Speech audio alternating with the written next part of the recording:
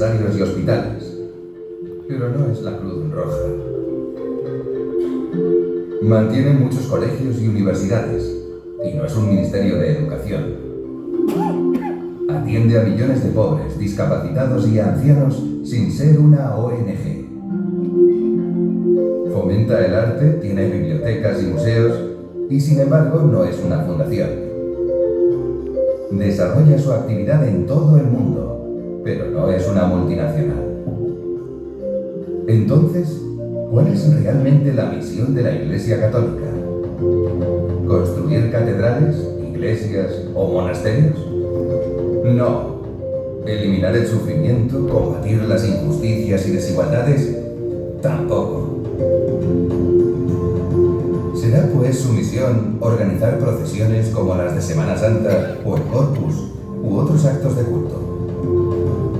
La Iglesia Católica realiza todas esas actividades y muchas más. Todas ellas están relacionadas de algún modo con su misión, pero no son su principal misión, su misión con mayúscula. ¿Quién podrá decirnos cuál es la misión de la Iglesia, el fin que justifica su existencia? Pues, lógicamente, ¿quién la fundó? O sea, el mismo Jesucristo. Jesús dio a la Iglesia la misión de anunciar el Evangelio, la buena noticia. Antes de subir al cielo, Cristo dijo a sus discípulos: «Id al mundo entero y proclamad el Evangelio a toda la creación». ¿Y cómo resumir ese Evangelio? Esa buena noticia que la Iglesia proclama cabe en una sola frase: Jesús es el Hijo de Dios, que ha venido al mundo para salvarnos. ¿Y no podría Jesús salvarnos sin necesidad de escuelas, hospitales, iglesias o catedrales? Sí, pero todas esas cosas ayudan a difundir el Evangelio. Los colegios, los templos, los libros y los medios de comunicación ayudan a predicar la verdad sobre Cristo. Hablar de su vida y su mensaje es también responsabilidad de los laicos a través de su testimonio personal y de su apostolado. Si no se predica a Jesús a la gente, ¿cómo le van a conocer? ¿Y cómo podrán amarle si no le conocen?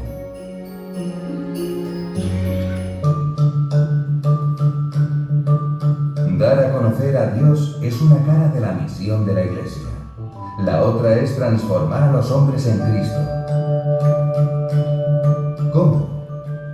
Por medio de la administración de los sacramentos. El bautismo, la penitencia, la Eucaristía, la confirmación. Los sacramentos son como los canales principales por los que nos llega la gracia divina, que nos hace hijos de Dios y herederos del cielo. Si la gracia es necesaria para la salvación, y si la gracia nos la facilitan los sacramentos, ya puedes deducir la necesidad de la Iglesia. Y comprenderás la importancia de los sacerdotes, la necesidad de formarlos, de cuidar la liturgia, los lugares de culto.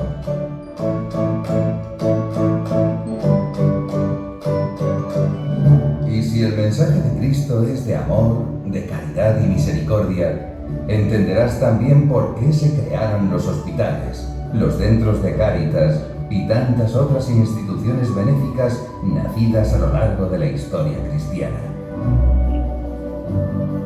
Todo se explica mejor si vemos que la misión de la Iglesia, su acción, visible e invisible, es parte esencial del plan de Dios para la salvación de los hombres. Dentro de ese plan misterioso, la Iglesia inicia sobre la tierra el reino de Dios inaugurado por Jesucristo. Y cada uno de nosotros somos parte de ese reino.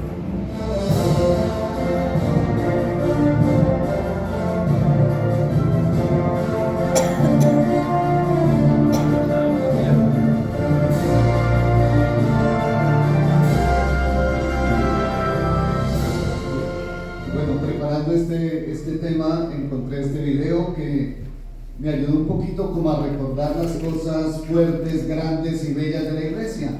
Igualmente encontré un niño muy pequeño orando de una manera hermosísima y dando partes de la doctrina de la iglesia con gran firmeza y decisión. Quiero, al momento de presentar esto, dejar primero una pregunta. ¿Será solamente un bello recuerdo? ¿Cuál es la experiencia de iglesia en nuestra comunidad en el tiempo actual? Por eso los invito a una mirada a nuestra realidad. Lo primero, mirar cómo algunos afirman que esa pandemia que acabamos de vivir, algunos dicen que la estamos cruzando todavía, ha adelantado ese reloj del desarrollo tecnológico. Lo que estaba previsto para muchos años adelante, le llegó a todas nuestras familias, le llegó a las personas, a su propia mano, y algunos casi hasta el corazón. Y no lo digo solamente por el lugar donde guardan o guardamos el celular, sino que nos ha puesto precisamente en un ambiente de cambio. Hace algunos años, algunos de los señores obispos de nuestro país decían que no estábamos en una época de cambios, sino en un cambio de época. Y ahora, con esto nuevo que se nos está sucediendo, pongo esa comparación. Es como si alguien saliera de la casa y al momento de volver encuentra completamente todo cambiado. Esta tecnología ha cambiado todo. Hay un creciente cientificismo que se atreve a poner en duda todo lo que no sea demostrable por las ciencias, incluso las ciencias que ellos mismos validan, porque la teología, la profundidad espiritual, incluso para algunos de ellos la misma filosofía, no la llegan a considerar como ciencia. El animalismo, esto cada vez más imperante. Yo voy a ir un poco rápido, no lo voy a leer, pero es una tendencia a darle lo que ellos llaman a todos los seres sintientes como la misma condición del ser humano. No es raro para nuestras experiencias hoy día que con el cuento del maltrato animal, y es una realidad, ¿sí? Pero ya llegamos a la iglesia con la mascota, el sacerdote tiene que verse pues en un valor profético grande para ayudar a ver la dignidad del ser humano. Por eso, para nosotros, que está elevando los animales a la dignidad que en sí mismo no tienen, y desde otro punto de vista está reduciendo al ser humano, quitándole la dimensión trascendental, sobre todo con la afirmación de que todos somos iguales, que los animalitos también tienen derechos y que somos iguales.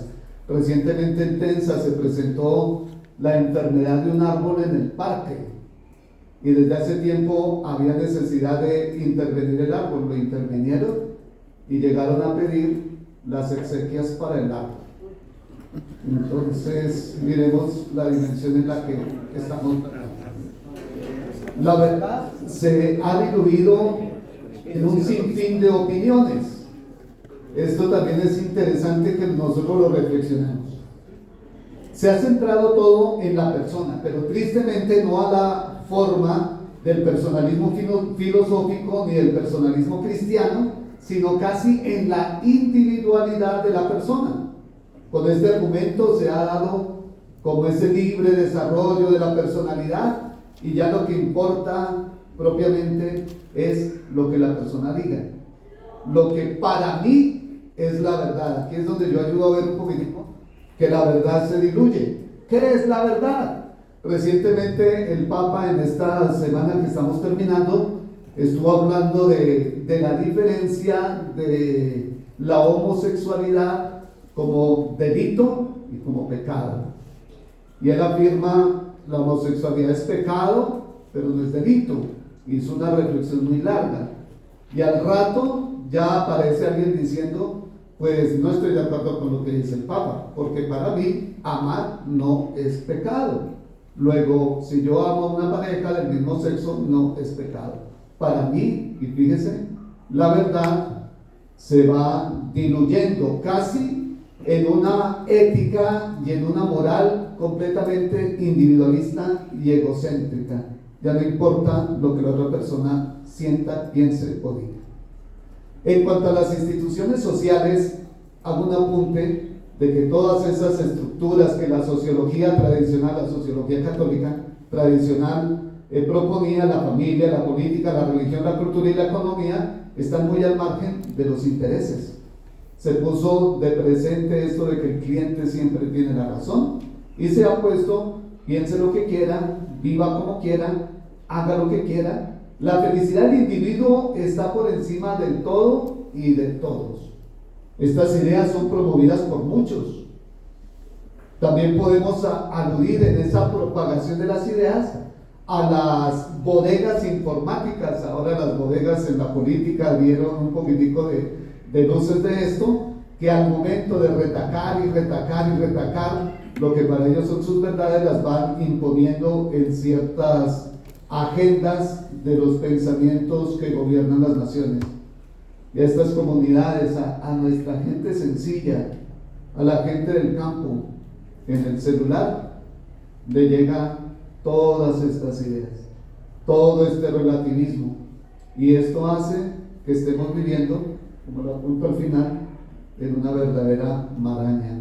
No sabemos, está tan enredado todo esto, diría alguien, más enredado que en un costalado de anzuelos, pero es una maraña de pensamientos lo que estamos viendo. Hemos presenciado, y casi con indiferencia, la implementación de políticas que han minado la familia y que vienen destruyendo a la poca, pero muy efectivos, los verdaderos valores. Nosotros creímos en algún momento que nosotros íbamos a tener éxito en todo esto. ¿Cómo van a callar a una iglesia tan fuerte?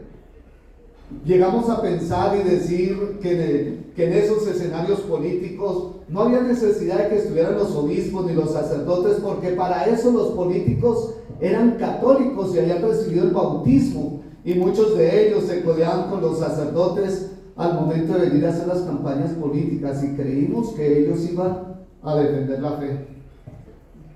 Tristemente no lo hicieron, y nosotros tampoco hicimos lo nuestro. Los campos están quedando solos y sin la fuerza laboral. Esta es una visión un poquitico del ambiente social que estamos. Muchas veredas están habitadas hoy día por ancianos y personas mayores. Hay mucho despoblamiento. La tenencia de la tierra está centrándose en personas que toman las fincas para la recreación. Muchos de los que antes fueron propietarios ahora son los cuidaderos de esas propiedades que antes era de ellos. La economía se está viendo muy reducida, pues siendo un territorio con una vocación netamente agropecuaria, está quedando reducida a cosechas de pan coger. Familias que apenas tienen la vaquita de leche y las 3 gallinas, y está quedando reducido a casi nada. Es nula, pues, la empresa agroindustrial o de otro tipo en nuestro territorio. Pues hay las excepciones que ya todos conocemos. Tal vez las acciones pastorales que se realizan hasta el presente estén siendo tomadas. Acá quisiera yo como aclarar un poquito por algunas conversaciones que hemos tenido con algunos compañeros, y es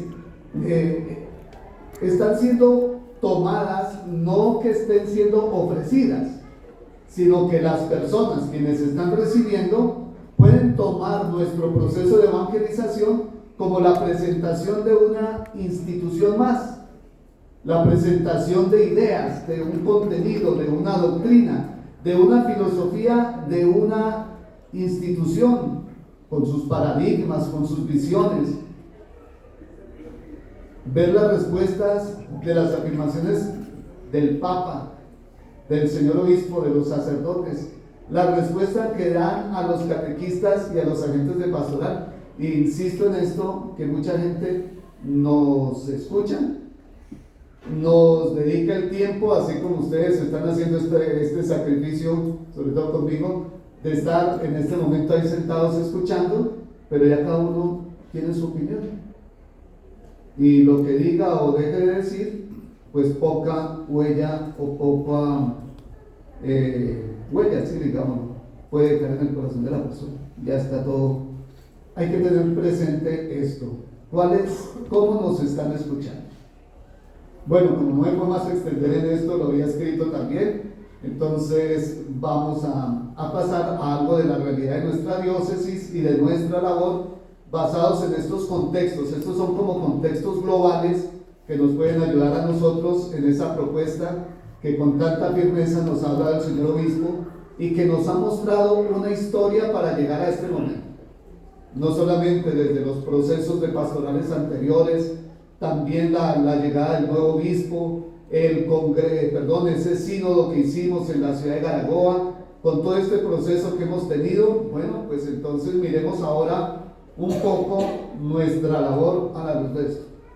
Basados en estos contextos que van más allá de nuestro pobre alcance, los invito a dar una mirada pues a nuestra situación interna.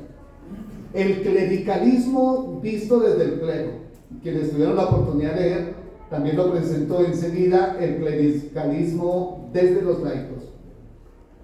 La identidad casi de príncipes, pensamientos burgueses o de ser feudales en cada parroquia. Esta no es una afirmación mía. Se la recibí yo a un profesor, el padre Jordi Bartumeo, él es español, de la Congregación para la Doctrina de la Fe. Y él nos decía, miren ustedes la ordenación de un sacerdote. Miren cómo lo arrancan del pueblo y lo colocan en un trono. Y él decía, y esa mentalidad que puede ser que sea algo muy especial y muy bonito, sobre todo para los que lo recibimos, pero nos puede llevar a creernos superiores, a sentarnos y de la noche a la mañana dejamos de ser Ricardo para ser el reverendo padre Ricardo. Que ya no, incluso alguna vez en una misión, cuando estaba en Garagoa organizando una misión, la recuerdo mucho, en Tablón casi no me reciben en la misión, hacíamos misiones toda la semana para visitar a las familias y es una vereda muy católica y casi no me reciben. Cuando pude hablar con la profesora, ¿y por qué? Dice, porque no hay cobijas para que el padre se tape en las noches. ¿Cómo así que no hay cobijas? ¿Cuál es el problema? Que no se puede tapar con cobijas de lana. ¿Y quién dijo eso? O sea, ¿quién dijo eso? ¿Quién me subió? Después de que uno estaba acostumbrado ya incluso con colcha de retazos, con esteras, con juncos, con todo, se nos olvidó, lo hablo por mí, criados a veces entre las enjalmas y criados a veces entre el maíz y todo, se nos olvidó todo eso. Entonces, por eso traigo yo a la memoria esta enseñanza que me ha ayudado a mí mucho. Esto nos ha llevado a parroquias sacramentalistas, donde el mismo sacerdote ha limitado los procesos evangelizadores. Se hace más o menos lo que el señor cura párroco diga. Se percibe un cierto miedo a enfrentar nuestras propias vergüenzas, que la verdad son muchas. Y este miedo encierra a los responsables de la misión, los deja metiditos. Es mejor que no nos metamos con eso, no se nos mete. Se sigue evidenciando la incoherencia entre la fe y la vida. Hay mucha desconfianza en los ministerios laicales de parte de nosotros, ¿no? Hay mucha desconfianza en los ministerios laicales y se siente que no se quiere darle la participación que le corresponde al laico y que se necesita. A Dios, intentamos lo sagrado, solamente lo puedo tocar yo que soy el sacerdote. ¿Por qué? Porque estas manos han sido ungidas. Se promueve una diferencia abismal en el pueblo de Dios. Yo no sé en qué momento cambió, porque habíamos sido invitados a ser servidores. Esto nos está llevando a experimentar una iglesia encerrada, solitaria y casi única. Yo decido, yo pienso, yo ejecuto, yo lo hago. Y a veces, como lo diré pronto más adelantico, el papel del laico se puede reducir a solamente, discúlpenme la expresión aquí todos, a usarlos. A usarlos. Esto nos está llevando a experimentar, a venir a vivir, y algunas de las afirmaciones cuando nos encontramos, ¿cómo va todo? Ahí vamos.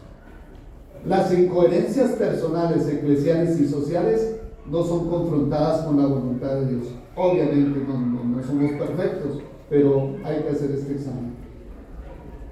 El clericalismo desde el laico, el pensamiento que la iglesia son los curas y que ellos son los únicos responsables de la fe.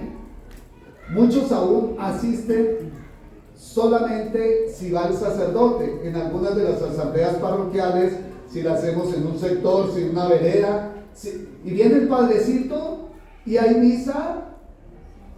Miren ustedes, a la hora de recibir la Sagrada Comunión, donde tenemos ministros extraordinarios para la distribución de la Sagrada Comunión, la comunidad prefiere hacer la fila donde está el sacerdote.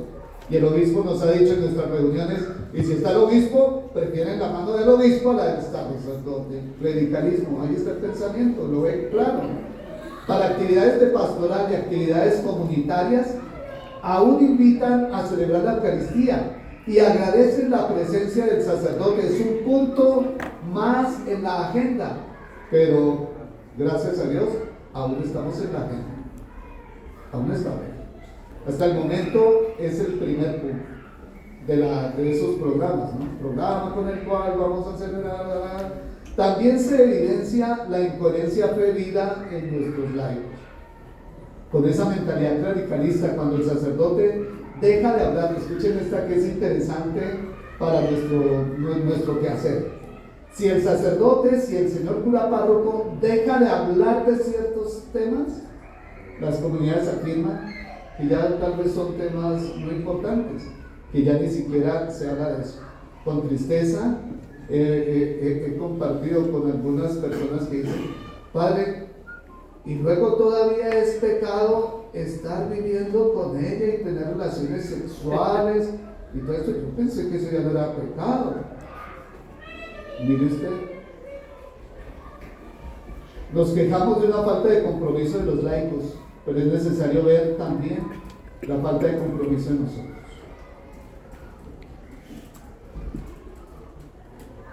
Esto sí es. Pareciera que estuviéramos en una institución prestadora de servicios pastorales. Padre, ¿cuándo empiezan la catequesis de los niños? ¿Ya podemos escribir los niños? Como decía el obispo hace un momentico, se me murió mi tía, ¿sí? Y entonces vamos a hacer todo y allá nos quedamos afuera. Sería interesante también que nos preguntáramos por qué se quedan afuera. Porque son de otro Es interesante.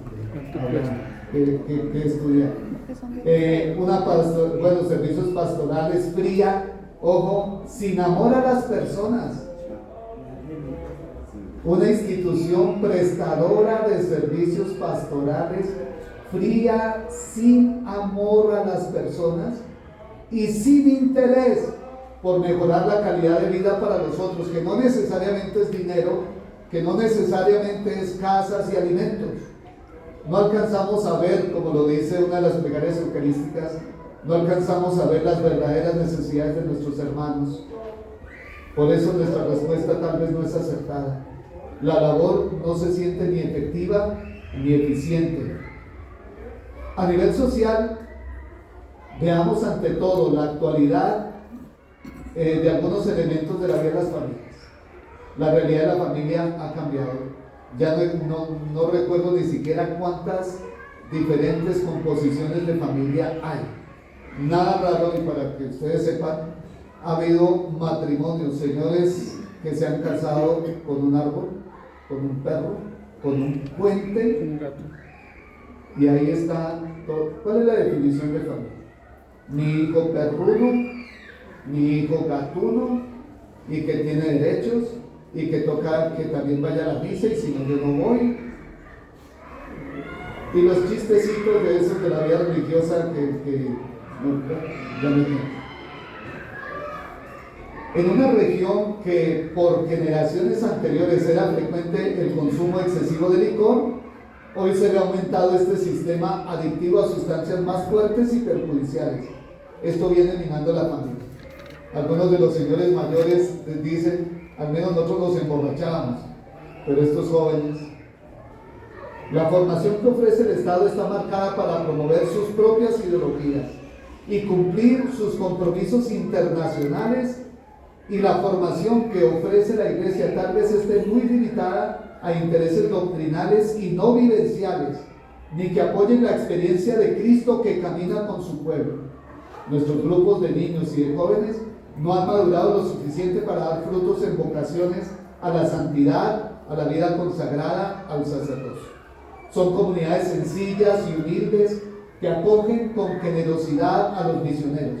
Expresan ese profundo amor, hay una fuerte y arraigada piedad mariana. Las comunidades tienen tradición religiosa, tal vez por eso todavía bautizan los niños y tal vez por eso nos dicen en los despachos: padre, y no podemos hacer primera comunión y confirmación para salir de eso.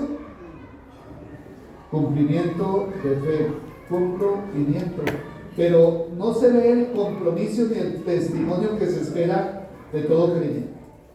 La vida pastoral de los laicos van entrando a la poca en estas estructuras de consulta y de apoyo administrativo y pastoral, los consejos parroquiales y diocesanos, obviamente. Se experimenta un ambiente de conciencia de iglesia y una comunión con el Papa y con el obispo, con los sucesores. Hay gran aprecio por el obispo, los sacerdotes apoyan las acciones y acompañan las iniciativas en cada parroquia. Crece la conciencia de la tarea de la fe, que es una tarea de todos, y se han capacitado para ejercer ministerios en la iglesia, aquí en Impania. Hay una buena aceptación y participación de la catequesis presacramental y algunos hacen parte de los procesos de formación. Acá quisiera, una palabra de la vida litúrgica, primero de la formación en el IMPANI, estamos formando, de la vida litúrgica, testimonio y entrega, se evidencia la asistencia a los pobres, visitas periódicas al campo, comunión en la Iglesia Universal con el Papa, la liturgia la celebramos con decoro y dignidad. Hay que resaltar la formación de los sacerdotes y la formación permanente del clero, no solamente nuestros cursos, sino la capacitación que cada uno de nosotros va desarrollando. Este servicio de los medios de comunicación, incluso la pandemia nos ayudó un tantico a eso. Los sacerdotes organizan misiones y han participado en experiencias misioneras, tanto en la misma diócesis, yendo de parroquia a parroquia, también fuera de la diócesis. Es preocupante que ya están haciendo falta sacerdotes en la diócesis para este relevo generacional y las vocaciones son muy escasas. Se han gestionado algunas ayudas para en diferentes entidades que a través de proyectos tramitados a través de la diócesis han respaldado la acción de la iglesia diocesana. La iglesia que necesitamos, ya nos queda poquito, ánimo. La iglesia que necesitamos, acá son una serie de reflexiones sobre todo del Santo Padre. Nos corresponde considerar ante todo que la iglesia vive para evangelizar. Evangelii Nunciandi 14. Cristo vino para anunciar. ¿Recuerdan el primer videito allá? ¿Para qué es la iglesia? Para evangelizar. La iglesia nació y vive únicamente para evangelizar a los hombres y a todos los hombres. Ella es el sacramento universal de la salvación. Pero, ¿qué es evangelizar? Que es el reto ante las primeras diapositivas. Ofrecer una doctrina, dar los parámetros de vida como una ética, o evangelizar es como lo insiste la iglesia y el señor obispo nos lo gritó desde allí hace un momento. El encuentro personal, encuentro de personas. No alguien que viene sufriendo y encuentra las paredes de una iglesia.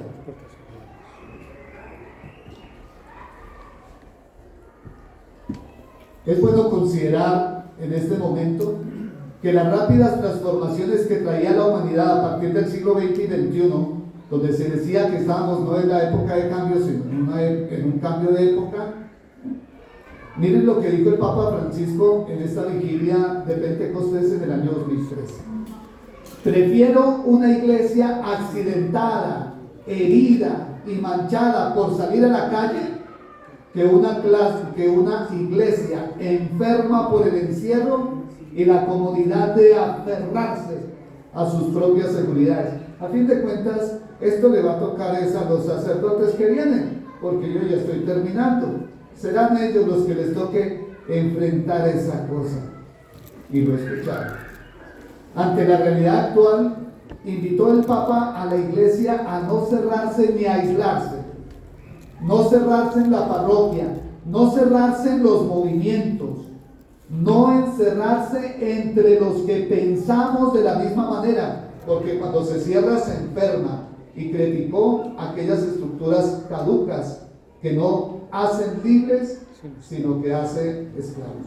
Invitó nuevamente a la iglesia: salgan de sí misma hacia la periferia, dar testimonio del evangelio. Ir, que significa necesariamente desplazarse hacia el otro. Se refirió también a que debe darse una cultura del encuentro. Miren, ¿no les parece esto algo importante en un plan de pastoral? Un encuentro de la persona, de hablar aún con los que no piensan como nosotros, incluso con los de otra fe, porque todos somos hijos de Dios. Y puedo recordar que Jesús sintió tristeza al punto de las lágrimas al ver la dureza del corazón de Dios. Bueno, ¿cuántas lágrimas habrá derramado, al menos por mí, por esa dureza del corazón de Dios? Jesús se hizo compañero de camino y finalmente en la última cena llama a sus apóstoles hijitos. Pudiéramos hablar con el Papa del Evangelio de la ternura. Pablo y los apóstoles sienten ternura y compasión por los que sufren, por los que lloran, por su pueblo, y llegan a sentir como hijos a sus discípulos más cercanos. ¿Qué necesitamos? Vean, miren que sí me limpió. Estaba yo 30 minutos, por ahí 3 o 4 minutos y ya. Entonces estas son ya como propuestas. ¿Qué necesitamos? Nos corresponde pues una iglesia diocesana que salga, más que salir a llevar doctrinas, salir a llevar a Jesucristo con la misma ternura que Él mismo llegó a cada ambiente. Se necesita esa iglesia diocesana que salga y que transforme a las personas con las cuales nos encontramos. Si nos encontramos con alguien y sigue igual, no hubo encuentro con Jesús. Necesitamos una diócesis para unificar los esfuerzos, para que todos los agentes de pastoral vayamos en la misma dirección. Recordamos estas palabras: sínodo, caminar juntos; querigma, ese encuentro personal; y la koinonía, esa necesaria comunión. La iglesia diocesana que tome conciencia del papel del laico y haga efectiva su participación, no solamente usarlos para satisfacciones de mi ego personal y de mi ego eclesial, sino servir al laico con todo amor, ir a todos y dar testimonio de ese amor que nosotros hemos recibido de Dios. Parroquias que vivan no en el altar y del altar, sino iglesia que viva en el hermano más necesitado, que sea enseñado a través del apostolado. Necesitamos parroquias transparentes, con capacidad de dar información que se pida, parroquias que vayan hacia adelante en la evangelización y que no retrocedan a periodos culturales antes de la evangelización, en tiempos medio mágicos, medio hechiceros. Pudiéramos tener un proceso real de evangelización. Y es que esto de lograr dar la información, y con el perdón del señor obispo, pero cada rato se están aumentando derechos de petición, derechos de petición, derechos de petición a parroquias y a diócesis. Dejar algunas estructuras caducas y también dar el nuevo aire a quienes lleven la responsabilidad de motivar la implementación de las acciones evangelizadoras.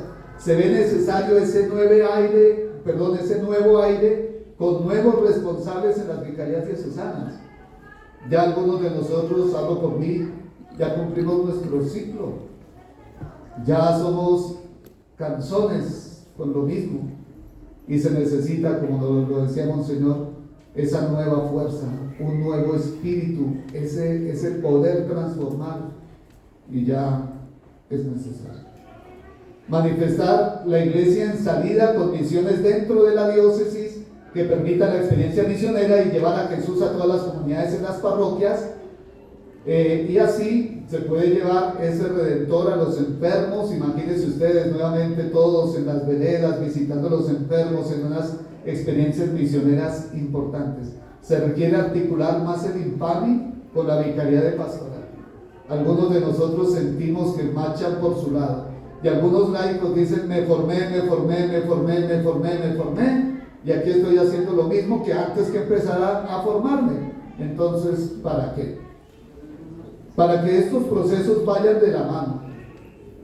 Y la última, la comunidad también expresa el deseo de ser atendido por los representantes legales y no por las secretarias, con el amor a todas las secretarias y secretarios, pero si no hay espacio en la agenda, entonces no podemos hablar con el pastor.